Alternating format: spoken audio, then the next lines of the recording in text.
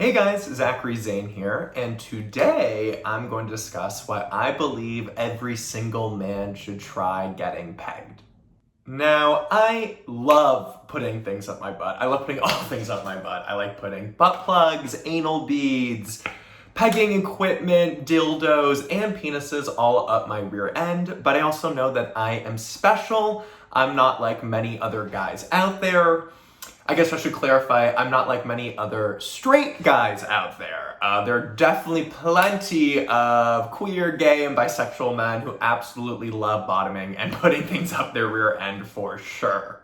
Still, I believe that every man who has sex with women should be pegged at least once. Honestly, I think it's a rite of passage. Besides, if you plan to stick your penis inside someone else, you need to know what it feels like. You can think that you imagine, and I thought I imagined, like, oh, I have a sense of what this would feel like. I guarantee that you have no idea what it feels like unless you experience it for yourself, period. So here are reasons why I believe every man should be pegged at least once. Might I suggest sending this to your husband, boyfriend, or partner if you've been trying to get up their booty, and maybe this might help push them along. First, you gain a sense of empathy. Now, I don't want to keep belaboring this point, but I just can't emphasize enough how once you get pegged, you're definitely not going to ram your dick inside of your partner without lube anymore. You're not going to start by immediately jackhammering your partner. You're going to warm up your partner. You're going to slow things down. You're going to be better at checking in with them consistently to see how they're feeling throughout the entire experience. You're going to learn that sticking your penis inside of something is easy, but having a penis or dildo inside of you, that's hard, my friend, and no pun intended. You learn what feels good for the receptive partner. It's not just about the hard strokes, it's about that undulation. It's a combination of shallow and deep. Also, everything is not about doggy style.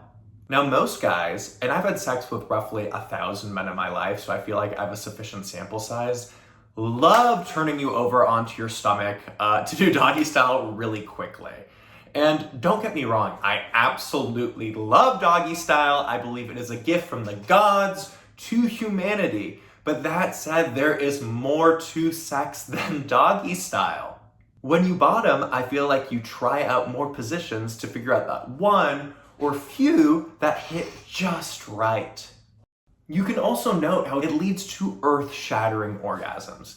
Honestly, I maybe should have led with this, because who doesn't want to have the most pleasurable sex as humanly possible? When you're pegged, you get that beautiful little prostate stimulated, and that leads to earth-shattering orgasms, the type where you convulse and you feel like you're experiencing some form of like wild exorcism.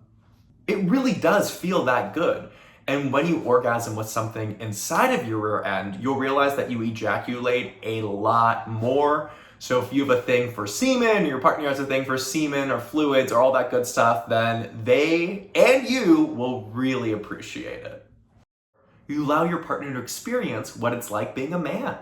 You know how you like sticking your penis into things? You know how it can make you feel really dominant? Well, be generous and let your partner feel that power and let them feel like they're the dominant ones who are in control. Cisgender women only get to experience what it's like having things inside of them.